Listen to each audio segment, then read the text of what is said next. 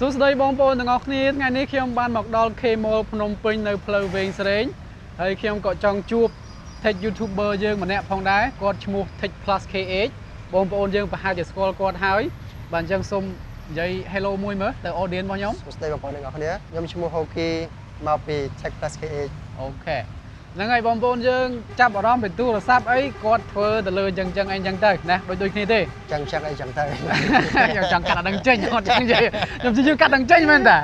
ឱកាសនេះខ្ញុំចង់សួរគាត់ដោយសារតែខ្ញុំបានមកកម្ពុជាអញ្ចឹងខ្ញុំចង់សួរគាត់ថាតើគាត់ប្រើទូរស័ព្ទម៉ាកអ្វីគេចង់សួរ Hoki អីសិនខ្ញុំប្រើ iPhone តើ Hoki អីប្រើទូរស័ព្ទម៉ាកអីគេ ខ្ញុំប្រើ Android ហ្នឹងចម្រុះពេលខ្លះខ្ញុំដូរទៅ Samsung ពេលខ្លះ Huawei ពេលខ្លះ Honor ពេលខ្លះ Oppo តែទូរស័ព្ទគោលហ្មងឥឡូវទូរស័ព្ទដែលប្រើហ្នឹងគឺ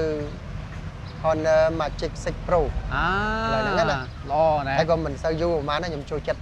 ផ្លាស់ប្ដូររហូតប៉ុន្តែទូទៅដឹងតែផ្លាស់ប្ដូរហ្មងទូរស័ព្ទមិនសូវជាញឹកញាប់ប៉ុន្មានទេអញមួយឆ្នាំ 3-4 ដងហើយមួយឆ្នាំ 3-4 ដងបាទមួយឆ្នាំ 3-4 ដងធម្មតាទេ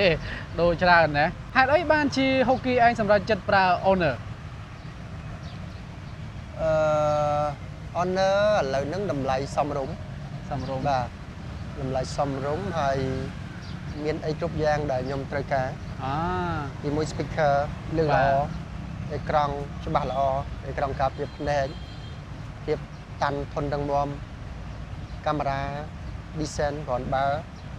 កម្លាំងម៉ាស៊ីនគ្រាន់បើថ្មបាត់ថ្មកាន់ល្អកម្លាំងសាកលឿនប៉ុណ្ណឹងណាអីដែលយើងត្រូវការបងប្អូនទាំងអស់គ្នានិយាយពី Honor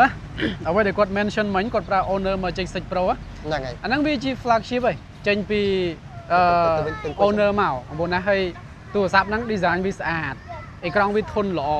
ណាហើយនិយាយវាជា premium smartphone ដែលបើថាធៀបជាមួយនឹងគូប្រកួតប្រជែងវិញកញ្ចប់វាគឺវា offer ល្អជាង Samsung ចង់និយាយថាមកក្នុង Android មុនយើងវាធូរជាងប៉ុន្តែ spec វាអត់ចាញ់គេទេចង់និយាយអញ្ចឹងបើសិនជា Hoki ឯងមានជំរើស Android មួយមកប្រើតើ Android មួយណាស៊ីសងដែលយើងមានលុយច្រើនហើយយើងចង់បានកាមេរ៉ាល្អវាបានជាត្រូវទៅ Vivo ឬក៏ Oppo បាទខ្ញុំតេស្ត Vivo និង Oppo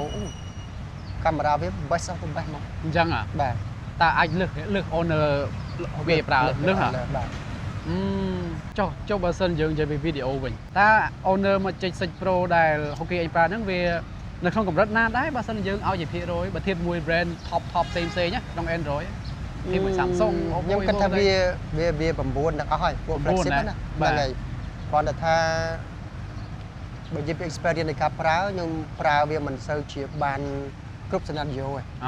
គឺថាយើងថតវាបានតែមកលេងកំសាន្តអញ្ចឹងណាបាទគឺថាយើងចង់ថត review គឺយើងមានកាមេរ៉ាធំបាទអញ្ចឹងណាតែ quality វាខ្ញុំគិតថា sensor វាធំកម្រិត50 megapixel ថតអីហ្នឹងគឺ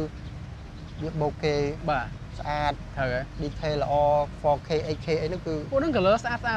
color ឲ្យស្អាតបាទមាន topic មួយដែលគេឧស្សាហ៍លើកមកនិយាយគេថា Android ប្រើយូរទៅយឺតស្ទុះអាហ្នឹងអូខេអញគិតត្រូវហ៎ឬតើការដែលលើកឡើងបែបហ្នឹងវាមិនដែរគាត់ពេលខ្លះគាត់និយាយត្រូវដោយសារទីមួយអ្នកនិយាយហ្នឹងគឺគាត់ប្រើ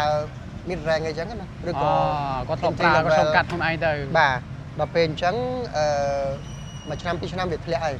ហើយទី2 OS របស់ Android វាមិនសូវជា optimize ល្អទេដោយសារទូរស័ព្ទវាមានច្រើនស៊េរីមាន flagship មាន mid range មាន entry level អញ្ចឹង software គេផលិតមកតាមហ្នឹងអញ្ចឹងកាលណាគេលក់អត់បានច្រើនវាអត់មានពួក maintenance សម្រាប់ធ្វើអាហ្នឹងទេតែពេលអញ្ចឹងខ្ញុំគិតថា software វាអាចយឺតពី1ឆ្នាំ2ឆ្នាំ3ឆ្នាំអីហ្នឹងអាច slow ខ្ញុំគិតថាគាត់និយាយត្រូវខ្ញុំជួបបទពិសោធន៍មួយខ្ញុំប្រើ S21 Ultra មួយរបស់ Samsung អញ្ចឹងណាខ្ញុំប្រើខ្លួនឯងហ្មងខ្ញុំចង់ទិញប្រើខ្លួនឯងតែម្ដងហើយខ្ញុំមាន iPhone 11 Pro Max មួយបាទកាចាស់ដូចចេញតារាគ្នាពីហ្នឹងឬក៏ Samsung ចេញមុនហ៎S21 13ខ្ញុំគិតថា11 Ultra S21 Ultra ហ្នឹងហើយ S21 Ultra ជាមួយនឹង iPhone 11 Pro Max អត់ចាំទេបងប្អូនជួយកែខ្ញុំផងអូខេបើតាមបទពិសោធន៍ខ្ញុំ S21 Ultra ហ្នឹងជាពិសេសពេលយើងទទួលដំណឹងមកបាទគេផ្ញើដំណឹងមកច្រើនអញ្ចឹងធម្មតាពេកយើងកាន់ កាន់ពេកគេច្រើនដែរនោះ បាទ អញ្ចឹងដំណឹងលោតមកពុងប៉ាំងបាំងកៀងហ្មងកៀងកន្លែងហ្នឹងហ្មងវាមិនតែកៀងអីទេគាត់ថាយើងទល់តែចាំផ្លេតបើយើងអាចចូលទៅកន្លែងផ្សេងវារៀងស្ទាក់ស្តាវារៀងស្ទាក់ស្តា Samsung ខ្ញុំហ្នឹងណាវាកៀងចង់កៀងតិចហ្មងតែបើ iPhone វិញវា handle notification perfect ហ្មងវាអាចគ្រប់គ្រង notification បានក ន្លែងហ្នឹងខ្ញុំអត់ដឹងដែរបន្លី អញ្ចឹងខ្ញុំតបជាប់ជាមួយនឹងអាការដែលលើកឡើងគេនិយាយថា Android ប្រើយូរវាយឺតអញ្ចឹងណា បាទ អញ្ចឹងដូចហូបគេនិយាយអញ្ចឹងវាអាចអញ្ចឹងដែរពេលខ្លះអញ្ចឹងទៅហើយដោយសារវាមាន Android OS ហ្នឹងវាមាន2 3 version អញ្ចឹងណាដូចថាអា flagship ទៅគេ optimize ល្អជាងទៅអា mid range ទៅវាផ្សេងអញ្ចឹងទៅ បាទ ឥឡូវសួរទៅដល់ social media វិញតើហូបគេអញប្រើទៅលើអីច្រើនជាងគេ social media ដែលខ្ញុំប្រើ បាទ Facebook TikTok YouTube បើសិនយើងឲ្យជាភាគរយមួយណាប្រើច្រើនជាងគេ ហើយជា Facebook ប្រើច្រើនជាងគេណាចុះបើសិនយើងនិយាយពី messaging app ប្រើ app អីគេសម្រាប់ធ្វើការឆាតជាមួយនឹងការងារក្តីមិត្តភ័ក្តិក្តី បើការងារមិត្តភ័ក្តិអីភាគច្រើន Telegram បាទ ហ្នឹងគឺលេខ1ណា បាទ number 1 ណាតែប្រើជាងគេច្រើនហ្នឹងហ្មង បាទ អត់សូវប្រើ Messenger ហ៎ Messenger អត់ប្រើ អូខេបងប្អូនទាំងអស់គ្នាបើអញ្ចឹងខ្ញុំក៏មិនស៊ីពេលគាត់ច្រើនដែរអញ្ចឹងខ្ញុំបានសួរគាត់ខ្លះទូរស័ព្ទគាត់ប្រើ app គាត់ប្រើច្រើនជាងគេអញ្ចឹងណាហើយការចូលចិត្តរបស់គាត់យ៉ាងម៉េចយ៉ាងម៉ាគាត់បាននិយាយហើយមិញនេះហើយសម្រាប់បងប្អូនវិញយល់យ៉ាងណាដែរណាតើទៅលើប្រធានបទដែលខ្ញុំលើកឡើងមិញហ្នឹងណា Android versus iOS ទៅទួចអញ្ចឹងទៅក៏ដូចជាថា iOS វាអារឿងថា Android ដើរយឺតជាង iOS ប្រើយឺតឆ្នាំអញ្ចឹងណា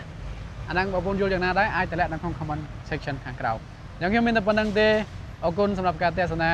កុំភ្លេចទៅ follow page Tech Plus KH ផងជួបគ្នានៅឱកាសក្រោយបាយបាយ